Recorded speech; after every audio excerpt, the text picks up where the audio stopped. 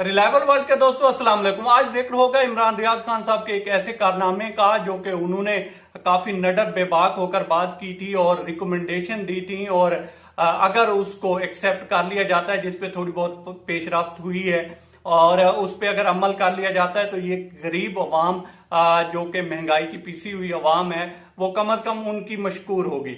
लेकिन उससे पहले हम जिक्र करते हैं एक ऐसे खात का जो कि पाकिस्तान से लिखा गया है और इंडिया के वजीर आजम और इंडियन गवर्नमेंट के नाम लिखा गया है। मैं बात कर रहा हूं फैसल ईदी के खात की जो उन्होंने लिखा है नरेंद्र मोदी के नाम, और उसमें उन्होंने ऑफर की है।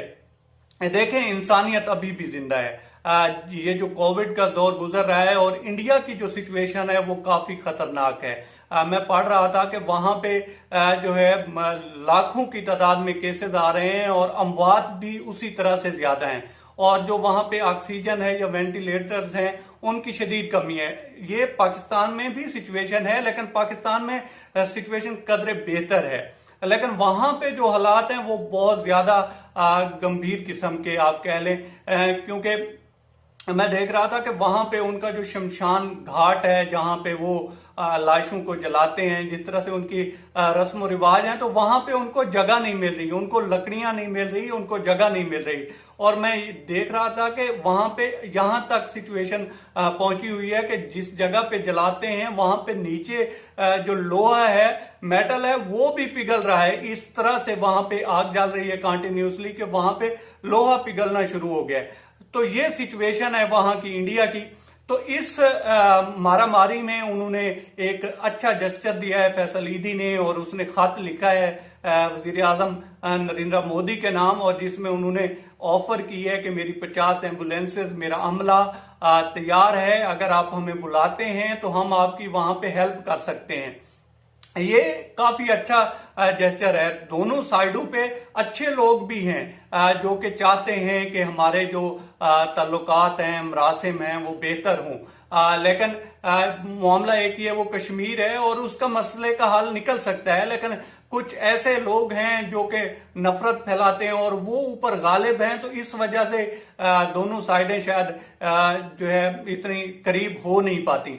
लेकिन इस दौरान, इन नफरतों के दौर में, जिस तरह से फैसल ईदी ने खत लिखा है और इसका जिक्र भी काफी सारे मीडिया ने किया है, वहां पे इंडियन एक्सप्रेस है और भी है, द न्यूज है, इस तरह के और भी काफी सारे चैनल हैं।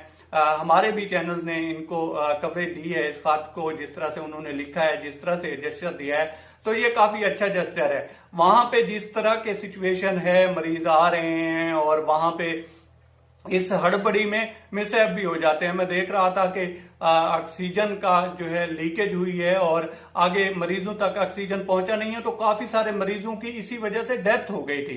तो ये सूरत हाल है वहां पे।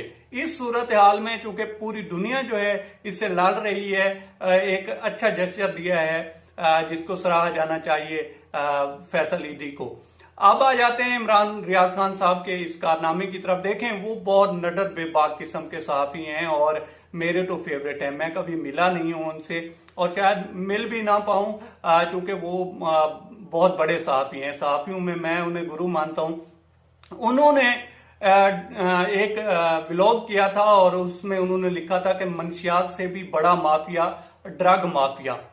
तो चूंकि ये हकीकत भी है कि आप किसी भी डॉक्टर के पास जाएं, और उन्होंने भी यही बात की कि वहां पे एक जो मेडिसिन है ना, वो उस डॉक्टर की स्पेशल होती है और वो लिख कर देता ही देता है, वो मरीज किसी भी तरह का हो, तो उसमें उसका कमीशन होता है। तो उन्होंने एक रिक्वेस्ट की थी हुकूमत पाकिस्तान से भी और ड्रैब से भी, ड्रग अथॉरिटी ऑफ पाकिस्तान, तो उनसे भी उन्होंने किया था, कहा था कि drug regulator authority of Pakistan, उससे भी कहा था कि आप जो है इस चीज को रिकमेंड करें कि डॉक्टर हजरात दवाई का नाम लिखने की बजाय उसका फार्मूला लिखें। तो उस वक्त जब उन्होंने तकरीबन आज से 2 हफ्ते पहले, मैं देख रहा था कि उन्होंने बात की थी और वो फिर सुन ली गई है। अभी 1-2 दिन पहले ड्रैब ने ये रिकमेंडेशन दी है कि इस चीज को जो है इंश्योर किया जाए कि डॉक्टर हजरात जो हैं इस दवाई का नाम लिखने की बजाय, मेडिसिन का नाम लिखने की बजाय उसका फार्मूला लिखें।